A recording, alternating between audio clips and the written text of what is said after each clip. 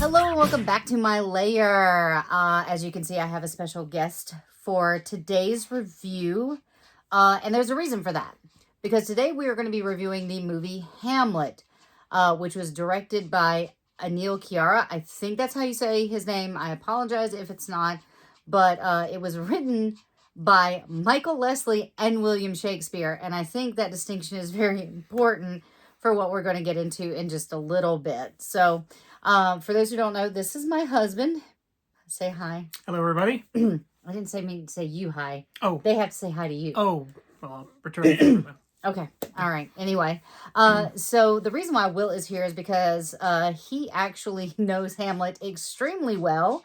And he actually has the poster of the entire script in his office.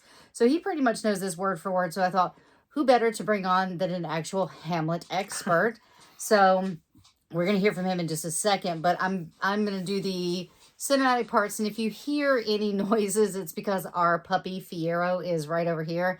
And he is, I guess, quite thirsty, maybe. So you might hear him huffing and puffing. So sorry about that. But let's get into the bad stuff first, because I want to get that out of the way.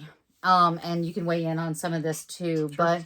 But first of all, my biggest thing is that cinema is supposed to be a marriage of image and sound. And when you take one of those elements away, it really degrades the idea of the film. And the problem with this film for me was that the audio for the actors' vocals was so incredibly low, it was hard to understand what they were saying. We had our TV pumped up to like 68 and still could barely hear it. And the score is so loud and the vocals are so soft, like you don't really have the capabilities of following the story because of that, even if you know it. What is your thought on that?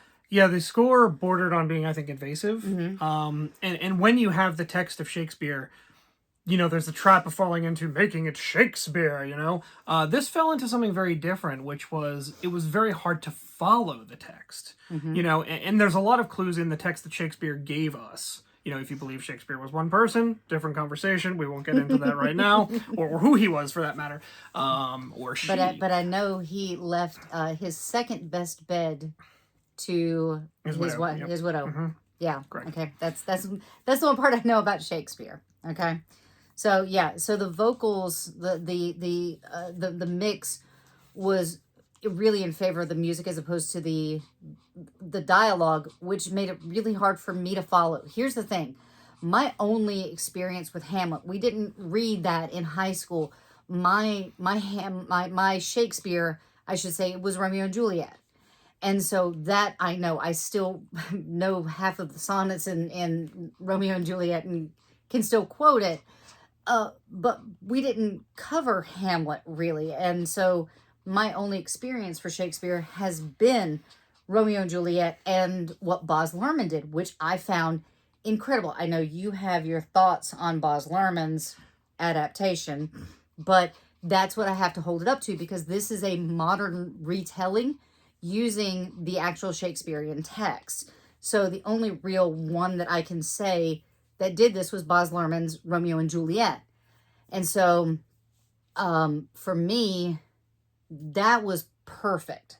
That Baz Luhrmann's adaptation of Romeo and Juliet was perfect for me because I knew the text and then you could hear them with clarity and the imagery was incredible. So from that moment, I'm going to move on to the set design, because the idea is that Hamlet's father is the king, and there are trappings that you visually connect to a life in the monarchy. And for me, the set design did not show the opulence of their state in life. And so for me, I felt like we were kind of cheapened, especially since there's so much culture within their setting, that they could have had this opportunity to make it beautiful and colorful and opulent, and yet it seems so drab and dreary and, quite frankly, really small. I didn't get the scale of their state, their statue. Would you? Well, it's interesting you mentioned state. There's something rotten in the state of Denmark, you know, and the setting is actually a character because there's an underpin of Hamlet of how can you be moral in an immoral world, and a lot of that ties to the corruption of the state. And again, to your point, the setting felt small. It felt very limiting. So you had it though with, I think they had the roots of it. You know, they had the father in the business. They had, you know, what could have been a very corrupt system. You didn't get that from the way it was shot and the way it was staged. It felt very small. And so these, you know, moments where Hamlet is soliloquizing, did I just make up a word? Yeah. About how can I do this if the world is so against me, doesn't play the same when he's in a small setting, you know? Like, show us that extravagance, show us that there is that element of corruption, show us that things are truly rotten, and they are rotten to the core, which gives Hamlet's character more drive, more conflict, and also fleshes out some other things, which I know we're going to talk about. And Yeah. I will say it only because it ties to this. When you say that I wasn't entirely happy with Baz Luhrmann's adaptation of Romeo and Juliet, there are things I didn't like about it, but I respect the big swing. And he went for it. I think with Shakespeare, big swings are always entertaining to watch. Yeah. Now, the next thing I am going to talk about is the what's missing in the script. Because again, I said I think it's Michael Lesslie who wrote it along with William Shakespeare. And the thing is, not what was added, it was what was taken away. Yeah. And for someone who doesn't know Hamlet like you do, I was leaning on him to be like, okay, well, who's that? Who's that? Who's this person? What is, how, you know, is this guy a good guy? And the thing is, even he couldn't figure out who some characters were, because characters are missing and characters are changed and characters are switched, yet they chose to keep the same dialogue, but full things are missing. And even I know things are missing from it. And if I know something's missing from it, not even knowing the show, really, you know that people who know it like you do are like, we're already here now. And so the pacing of it was very off. Now, that's not to say that I missed what was missing, because I don't know what role Rosencrantz and Guildenstern played, but their characters are completely gone. Yeah. And you said the Gravedigger. The Gravedigger's out. Horatio's out. Yorick is MIA. And I know like, poor York. yeah. I know him well, and I even know that part of the show. And I'm like, oh, he's there, and you know. So I know I missed things when I missed things, if that makes sense.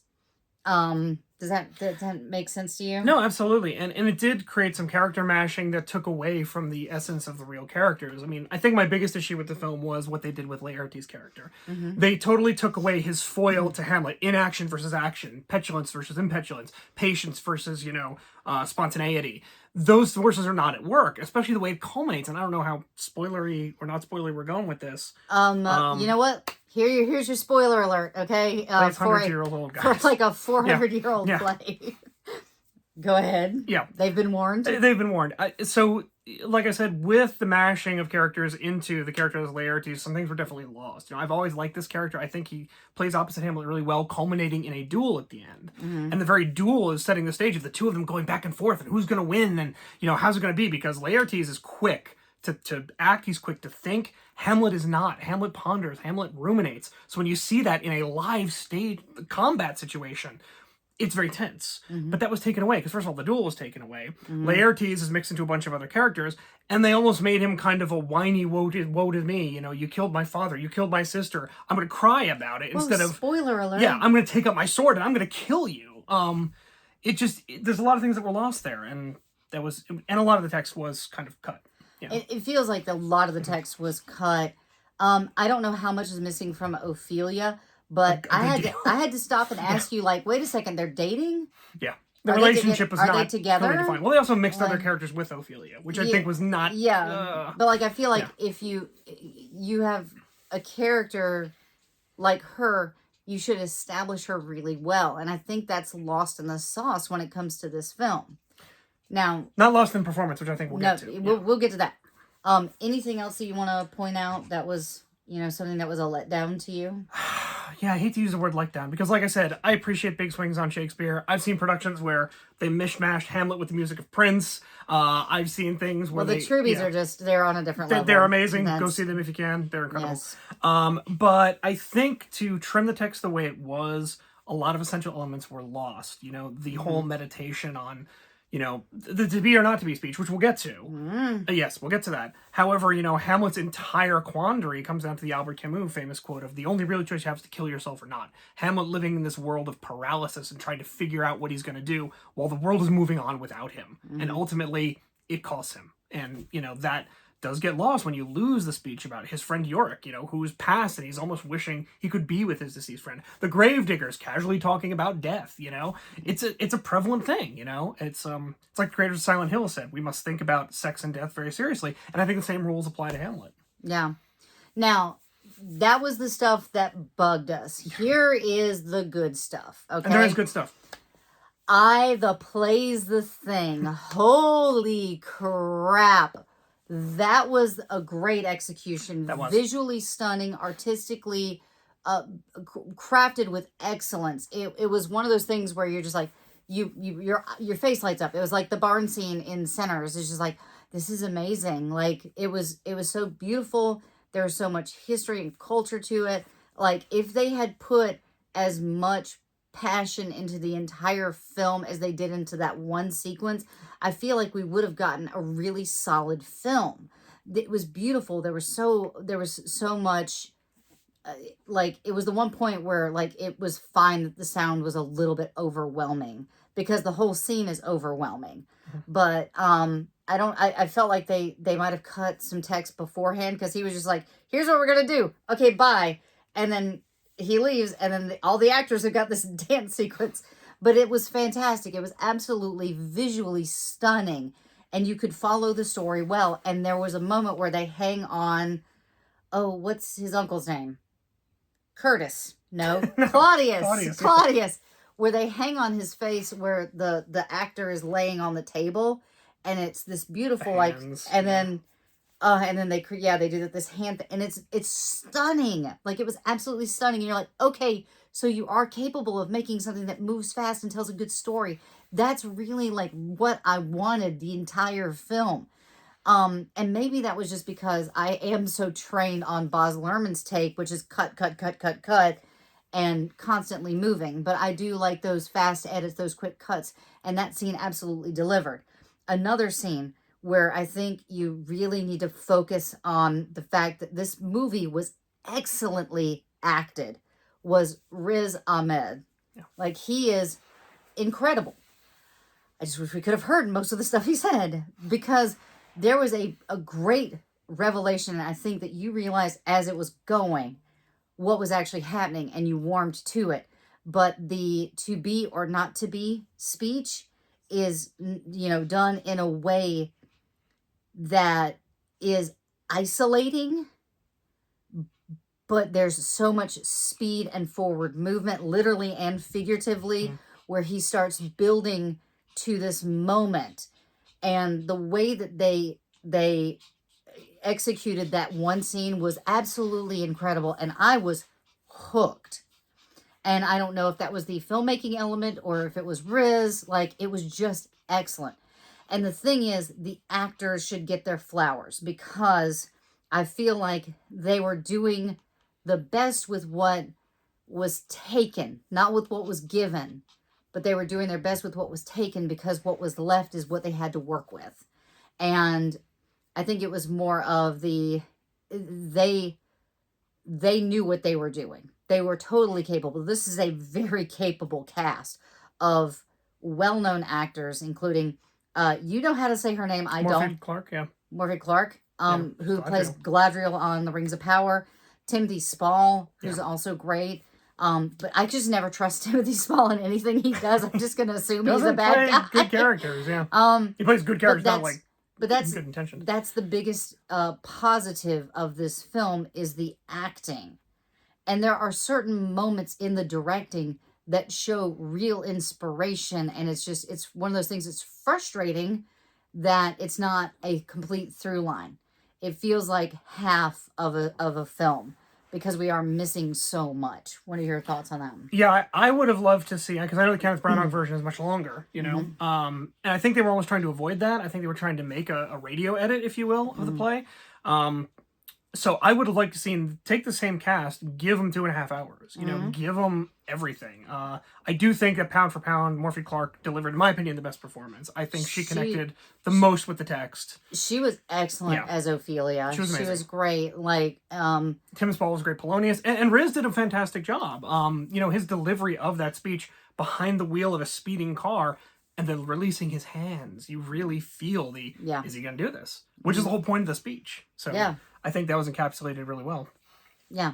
So I think all in all, this movie does miss the mark, but there are definitely some bright spots in it. I'm not going to give this a rating or grade. That's just not what I do here. But I know, like, I appreciate what I appreciate. And there are certain things that just got in the way of this film being as good as it could have been, because you have an excellent director. You have an incredible cast. And, of course, you had a great script. And it's something just got lost in the sauce. And I don't know what it is. I can't quite put my finger on why I keep thinking about it. But in the moment, I wasn't engaged with it. And I think that's the biggest thing, is that I want a movie to hook me immediately and don't let me go until the final credits roll. And this movie just seemed to just let me slip away. And I think that's the biggest thing. And I think it was because of what was taken away. And also, turn your music down. It's loud and I want to hear people talk. All right. So that was Hamlet. If you are a Shakespeare fan, check it out. What's your final? Absolutely. I think whenever you can see Shakespeare done, it's worth seeing, even if it isn't done well. And I've seen good, I've seen bad, I've seen somewhere in the middle. And we're not saying this isn't done well. We're just saying there are elements that could have been done better. Right. And I think it makes you appreciate the original text. I think it makes you ask questions, and I think it helps you explore a little more. So from a standpoint of try it, see what you like, I would agree. I think in that sense, it's a great way to maybe learn about a play that you may not know about, and then open that door, you know, see where else it can take you.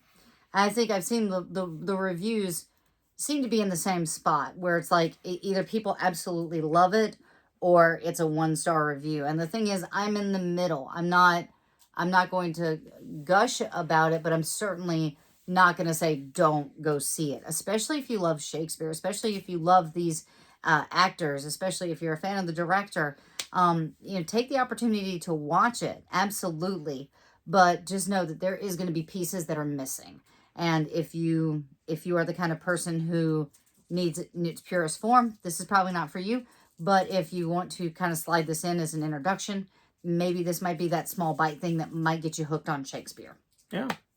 Get thee to the theater. All right. Well, with that, guys, thank you so much for checking out our review. I don't know what's coming next. We will see. My posting schedule is great, isn't it? It is awesome. But you know, check out Hamlet if you've seen it. The thing is, I know I'm trying to say goodbye, but the thing is, this actually got released last year. It's only having its American release tomorrow. And so that's why we're doing a review for it now, is because it actually hasn't had its theatrical release in America yet, even though it was picked up from one of the film festivals. So check it out in the theaters. Perhaps maybe the mix will be a little bit different, because we actually didn't see it in the theaters. We were sent a screener. Yeah. So that could be a massive difference. So I would maybe even give it another shot when it comes to streaming on our end, because we have a lot of stuff in the makes. And so yeah. So if you get to see it, please let us know what you think. And I hope to get, I'm tired. I hope to see you guys on the next review. Bye. See ya. Thank you for coming. Of course. Happy to be here. Aw, you're stuck with me. And I'm happy to be. Smooches. Checks in the mail. Smooches.